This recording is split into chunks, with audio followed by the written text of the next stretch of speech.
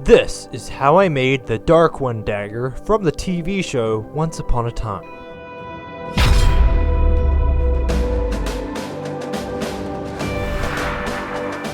I started by plugging in a new LPG bottle, picked out a big piece of spring steel, and fired up my forge.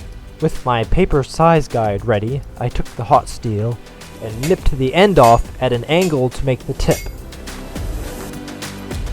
I then straightened out that tip and started hammering that blade width down, putting that steel in the forge to heat up, then taking it back out to smash it on my anvil, then repeating the process till I had a shape I could work with. Once the forging is done, I leave the blade to cool on its own to help it de-stress, The next step was marking the true shape of the blade onto the current blade as a guide for grinding. Putting a heavy grit sanding belt on my grinder, I started the process of smoothing it down and grinding it to shape.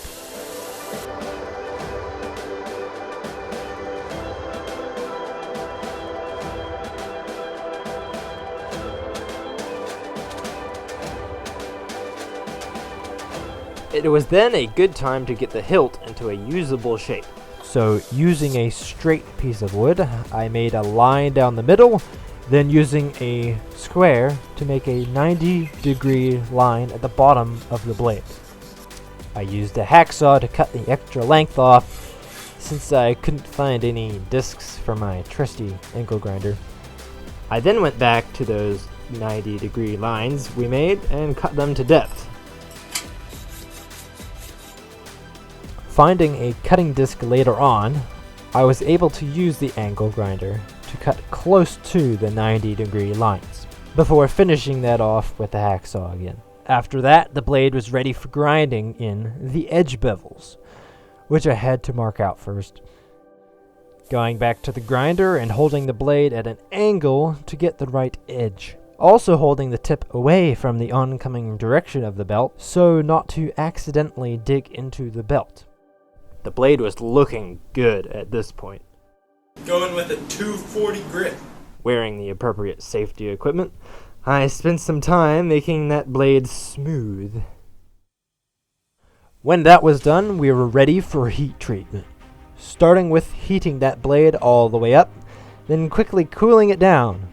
I used old car oil, which is not ideal, but better than no oil. The engine oil turns your blade black with quite a durable coating, which is helpful in this case, because this blade will be black. Going on to the tempering process, which requires you to heat your blade back up to a certain lower temperature, because quenching makes it a bit too hard. I didn't have much to go off here, because you typically watch for the colored patina. All I could look at was the small spot near the handle, although that didn't matter so much because of the blade thickness. Engraving the blade was next. Looking at the pattern, how does one put that on a black blade? My answer was graphite paper. I cut a small strip, and making sure to get the correct side down, I taped my graphite paper along with the design onto the blade. Grabbing a pen, I traced every little detail onto the dagger. The details came out a little hard to see, so I went back with a pencil and traced them again. Engraving this very hard blade was, very hard. I used a tungsten engraving bit, a Dremel with an extension, and a bit of patience. Once a side was done, I sprayed it with a gloss top coat. Now the handle was the hard part.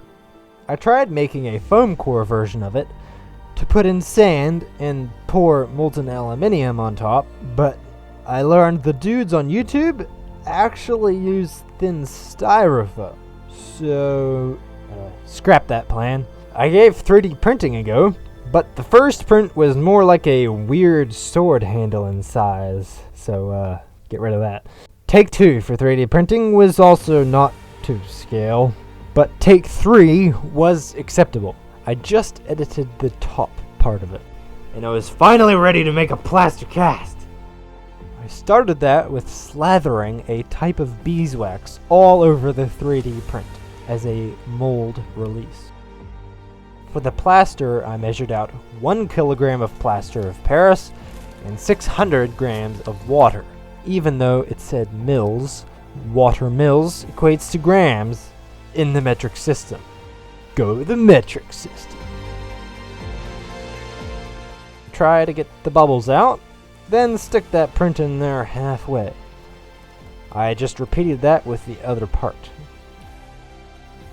When it was dry, I took them out, made some more plaster, then put the first molds on top.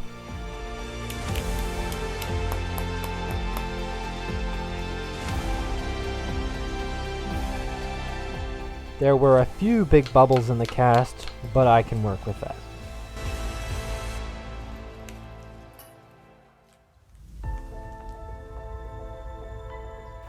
The molds then needed a pouring hole, so I marked where to put it and drilled that out. Using my forge again to melt some aluminium I prepared earlier. The first pour didn't work at all, really. It just wanted to boil and not settle, so I wasn't doing something right. The internet told me I should heat up my plaster casts, which helped but still didn't work.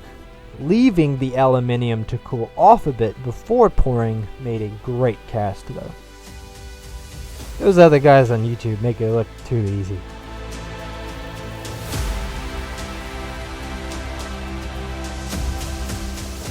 Now that I had my aluminium handle to work with, I started the process of cleaning the cast up. The main handle part didn't turn out as good, so I had to use some 2-part filler.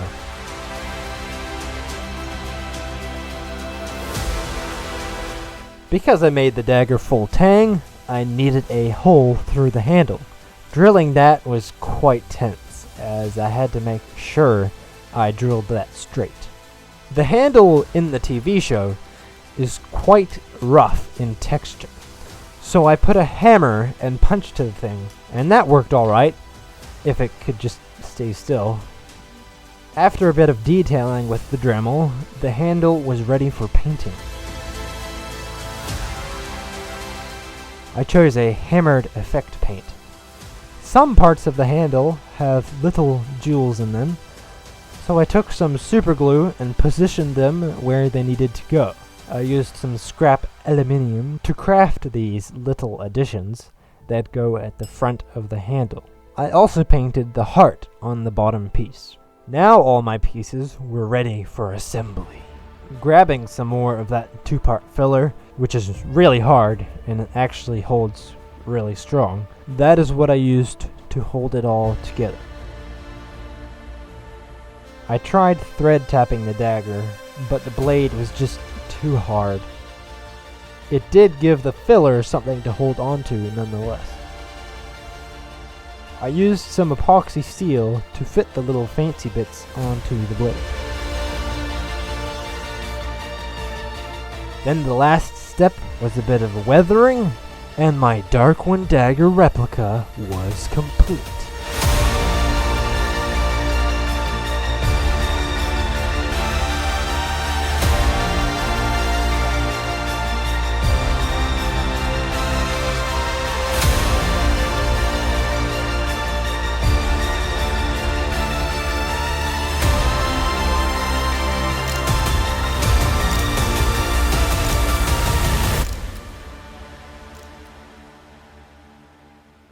It's a great privilege of mine to be given the chance to make this dagger. All up, it took probably over 100 hours.